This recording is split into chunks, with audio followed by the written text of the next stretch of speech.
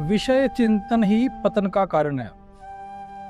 इसमें ये लिखा है कि जब तक तुम विषयों की चिंता करते रहोगे ना, जब तक तुम्हारा ध्यान इस चीज़ में पड़ा रहेगा कि मुझे ज़िंदगी में ये करना है, वो करना है, मुझे कार लेनी है, मकान लेना है, शादी करनी है, तब तक तुम ये पुण्य पाप इन चीज़ों में पड़े रहोगे, तब तक तुम भगवान की तरफ नहीं पाओगे।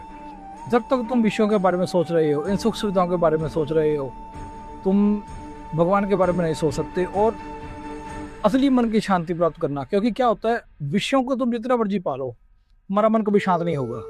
तुम साइकिल लोगे, तुम्हारा दिल करेगा मोटरसाइकिल लेनी है, मोटरसाइकिल लोगे दिल करेगा बड़ी मोटरसाइकिल लेनी है, बड़ी मोटरसाइकिल लोगे दिल करेगा कार लेनी है, कार लोगे दिल करेगा बड़ी कार लेनी है। सेम झोपड़ी, कोठी, मकान, हवेली, महल, मैंशन, तुम जो मर्जी बना लो, हमेशा ही हर एक चीज का एक अपर वर्जन अवेलेबल है। तो तुम्हारा ध्यान हमेशा उस अपर वर्जन को पाने के लिए लगा रहेगा। तुम जितना मर्जी जीवन में पालो, तुम्हारा संघर्ष खत्म नहीं होगा, तुम्हारे मन को शांति नहीं पड़ेगी, तुम्हारी वासनाओं को शांति नहीं पड़ेगी, तुम्हारी वो भूख शांत नहीं होगी। लेकिन जहां तुम ईश्वर को प्राप्ति की तरफ ध्यान दे देते हो, क्योंकि ईश्वर अपने आप में सर्वोत्तम है, ईश्वर से फिर कुछ नहीं है, ही इज एक्सट्रीम अलमाइटी।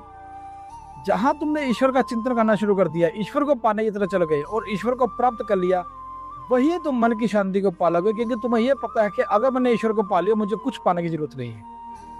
और जहां तुमने ईश्वर को पा लिया, जहां तुम ईश्वर के हो गए, उसके बाद कुछ वैल्यू नहीं करता।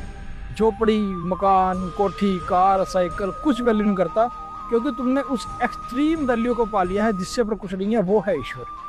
तो विषयों का चिंतन तुम्हारा पतन का कारण ही बनेगा, और ईश्वर का चिंतन, ईश्वर को पाने का चिंतन ही तुम्हें अमृत की तरफ लेके जाएगा, मानसिक शांति की तरफ लेके जाएगा, उस पूर्णता की तरफ लेके जाएगा जिस पूर्णता की तलाश के अंदर इंसान की सारी जिंदगी खत्म हो जाती है, कुल खत्म हो जाते हैं, खानदान खत्म हो जाते हैं, लेकिन पूर्णता को प्राप्त नहीं होता। पूर्णता को प्राप्त करना है, मानसिक शांति को प्राप्त करना है, केवल और केवल एक ही तरीका है, विषयों का चिंतन नहीं, ईश्वर का चिंतन कीजिए।